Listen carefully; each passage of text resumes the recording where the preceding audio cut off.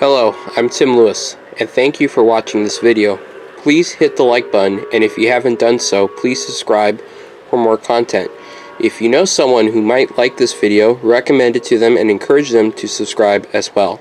Thank you and enjoy the video. In today's review, we will cover the MTH Railking auxiliary water tenders. So an auxiliary water tender or canteen are tenders that hold additional water for a steam locomotive, allowing for long distance operations without stopping for water. Many of the tenders are from scrapped locomotives, which gives them an advantage to tools, spare parts, and other things needed for the engine.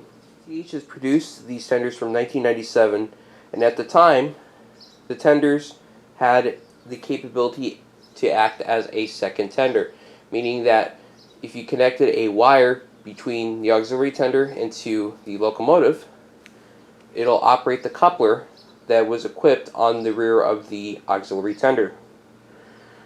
However, the new ones do not have this capability anymore. If you recalled, I did a quick review on the J-scheme tender, but I'm going to review it again to compare it to the first ever black N&W tender. So let's take a look at all the tenders and compare the N&W tenders to the SP tenders. So just a friendly reminder, I will also take a look at the Union Pacific tender. I'm just comparing these three together because they're completely unique. They're basically the same tender, just with different schemes. And it's quite interesting to show you guys the big differences between these three tenders. So we'll take a look at the J scheme first. So the first thing I'm going to mention is that each tender has a operating coupler, and it's a manual operating coupler like a regular train car. All you got to do is push down the tab, it pops open. Now, a word of warning for all of you, these tender couplers are somewhat finicky, so the first thing I would do is rubber band them, and the second option is look at trying to bend the tabs. And there's some videos around various Facebook groups that show you guys how to do it. I don't plan on doing it with these because it's just easier for me to fix it with the rubber bands for now. But eventually down the road I will go through and I will fix all my cars that have finicky couplers and rewatch that video. Now we'll compare the N&W tenders first. And the first major thing is that the lettering is bigger on this one than the black one, and there's actually the brown and gold representing the J class of the N&W. Alright, so we're taking a look at the back of the J scheme tender, and the road number is 220186, and that is the rear of the tender. N&W ran their tenders like this with the light on the side of the rear of the tender. Here's the first ever all black N&W tender. Now these are made for the Y6Bs. I don't have Y6B. I bought this for my Class A, my Lionel Linemaster Class A. And the color on the Norfolk and Western on my Class A is a little bit lighter than this lettering. This lettering is a little bit smaller than the regular J-class scheme. Now on all three of these tenders there's a little catwalk on top with a little hatch that opens up on real life, but on these it does not. While they do not open, the real N&W tenders, many of them had a little hole on each end for a fill, so you could fill up the tender either way. The other interesting thing to know about is that there's handrails on each tender, and they go along the side of the body. Here's the rear of the tender for the Y6 tender. 220106 is the number for this tender. And now we'll take a closer look at the SP tender. So just to give you guys some background, this is my second SP tender I have owned. I owned a first generation tender, and I sold it with the Railking Hudson I had. And the reason why I sold the tender was it was really heavy, and I did not plan on getting a GS4 at the time until something clicked in my brain to get a new GS4. And if I were to kept that tender, I wouldn't have been able to use the electric coupler because the GS4s did not have anything to connect to wire-wise to do the coupler functions on the extra tender. So these tenders are quite different from the N&W tender. meaning that how the design is. Now, SP ran the tenders a little different, and what I mean is they actually had the water hatch on the front portion, so the tender is facing the correct way right now. So when they would get to a station, they would fill up the water in the locomotive, and then they would come back and fill the water in the tender. And it didn't involve moving the train at full car length. Now, the real Southern Pacific tenders, many of them did not have SP on the side. They were just the straight stripe. This one does have it, and the older one did have straight stripe daylight scheme on the side. So here's the rear of the tender, and there's a lot of difference that you can tell.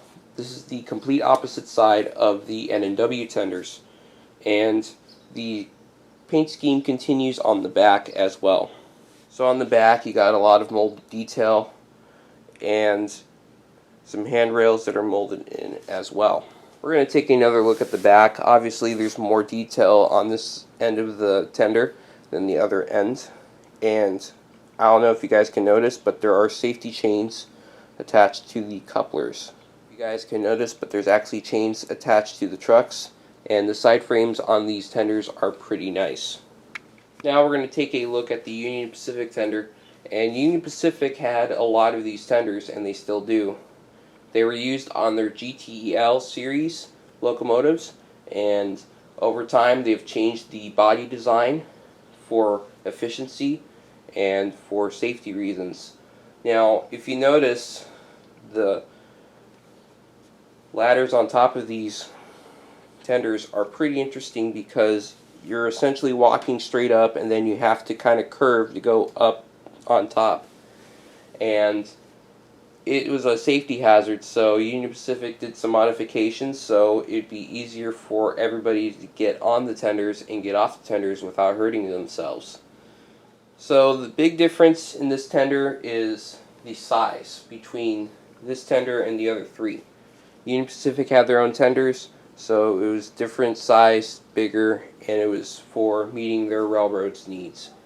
Now, a lot of differences on these tenders include the coupler. The coupler on this portion of the car, as you guys can tell, this is the rear because of the light back here. That's the only one that can open with a little tab manually. The other one does not open. Now, I don't know if MTH did it this way because they were anticipating on putting the electronics back into the Union Pacific series of cars, but that's usually the case when they would do the electric coupler on the back of the tender. We got some handrails on top that go around the sides and go vertical. Once again, we got the ladders, and the detail on the ladders is pretty nice. These trucks include side frames that are pretty detailed with some safety chains as well. Here's a better look of the taillight, and it does not illuminate, unfortunately.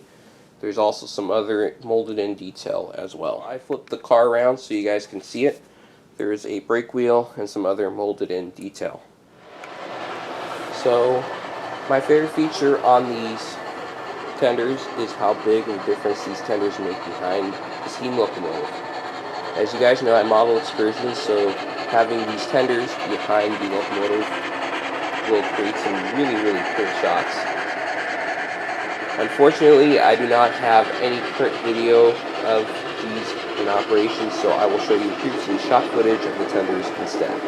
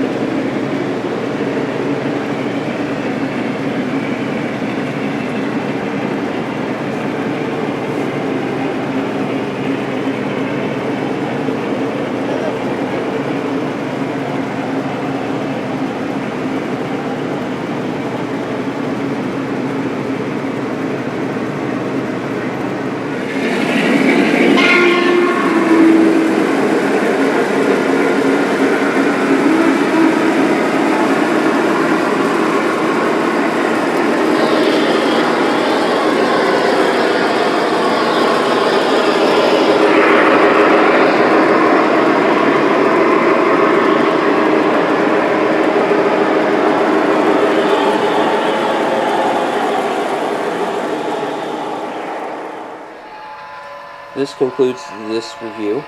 These tenders are very nice to have, and if you're interested in one, the SP and N&W tenders are priced at $130, and the UP tenders are priced around $150. If you go through a good dealer, you might get a discount on the tenders. Thank you guys for watching, and I'll see you guys next time. Once again, thank you for watching this video. If you like what you saw, please hit the like button. If you haven't done so yet, please subscribe for more content. If you know someone who might like this video, recommend it to them and encourage them to subscribe. If you would like to see more photos and videos, I have an Instagram account. The username is sdiv_tim, and the link is in the bio. If you're an O-Gauge modeler looking for more exposure, American O-Gauge is a feature page on Instagram where O-Gauge modelers around the country have their trains on display. This also includes their layouts and tips. With over 1,000 followers and over 75 different contributors, we get a new contributor daily, and we hope you can contribute to our page.